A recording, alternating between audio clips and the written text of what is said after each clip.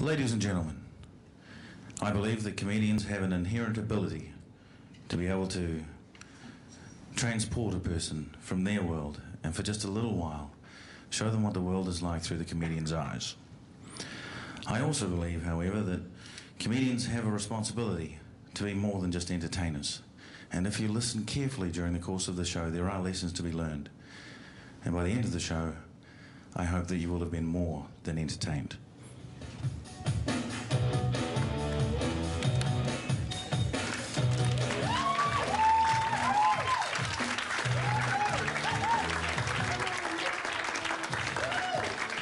Good evening, ladies and gentlemen. Welcome to the ride. What is the ride? The best way to explain that is to make mention of a comedian by the name of Bill Hicks. Do we have any Bill Hicks fans in? One dude down the back who's a comic. Hi, Ben. How you doing? All right? Good. Bill Hicks was a comedian over in the United States, and he used to close his shows with this particular quote. Life is like a ride in an amusement park, and when we go on it, it feels real because that's how powerful our minds are. It goes round and round, up and down. It has thrills and chills, and it's very brightly coloured, and it's very loud, and it's fun for a while. And some people have been on this ride for a really long time, and they begin to question, is this real? Or is this just a ride? And others have remembered, and they come back to us, and they say, don't worry about anything ever, because this is just a ride. And we kill those people. And Bill Hicks, ladies and gentlemen. So that's what this show is about. You know, it's about life. It's about living life and actually getting out and doing the stuff that we should be doing. You know? So there are thousands of people all over the world that sit in traffic for hours every day, going to jobs they hate, to earn money, to buy shit they don't need. Why? Why do we do this? What's your name, love? Andrea. Andrea. Hello, Andrea. What do you do for a living?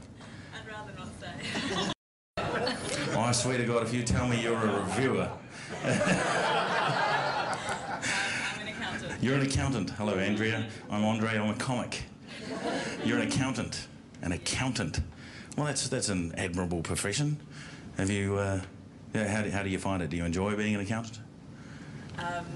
Sometimes. Sometimes. I might be one of those people that drives to work in traffic to buy shit. You might be one of those people. Yeah. So, would it be fair to say that you haven't always sort of dreamed of being an accountant, or were you one of those sort of weird kids at school that would just sort of daydream out the window going, oh, numbers. Good to actually go out and have a job and do something that you love, because we are a society that are being manipulated by fear. That's all it is. That's the reason why we sit in traffic.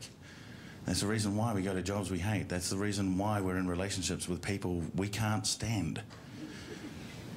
There's fear of being alone. There's fear of not having enough money to do the things that you want, not being able to provide for your family, not being able to pay your rent.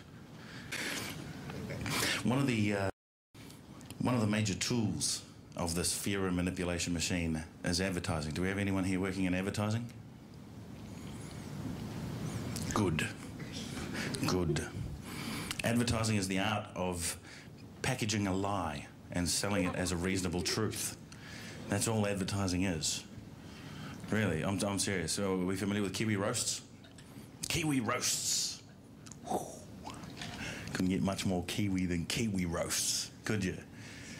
Except it's an American franchise. Kiwi roasts. Run by Asians. Kiwi roasts. They don't even sell real roasted kiwi. But no, look at the name of them. Kiwi roasts. Girl Guide biscuits. Not made from real Girl Guides. And don't even get me started on baby oil. The closest to truth in advertising I've ever seen is when Mayor Bob Harvey changed the name of West Auckland to Waitakere. Closest to truth in advertising I've ever seen. See, because that kind of describes to a T the people who live there, doesn't it? White and huckery.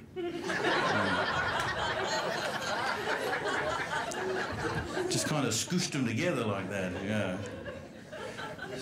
Couldn't do that with a suburb where I'm from, you know, because I'm from South Auckland, you know. You couldn't really sort of rename that like he did, could you? I mean, no one would visit a suburb called Angry Brownie, would they?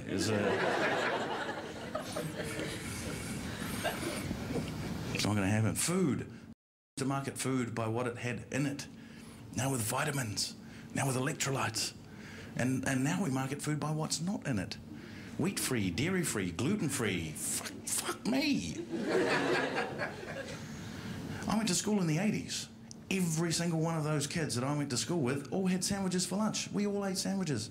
No one was wheat-free. No one was gluten-free. Nobody even knew what the fuck gluten-free was. And it just seems to me that in the last 29 years, the human race has devolved to the point where some people can't eat bread. Now, me personally, I'll pretty much eat anything not nailed down, and even some of the shit that is. Because I know this because I've smoked pot occasionally and woken up to a household filled with empty wrappers and cereal boxes. You know? Although I do have to say that pot these days is a bit too strong. Bit too strong. It's certainly much stronger than when I was in primary school. You know,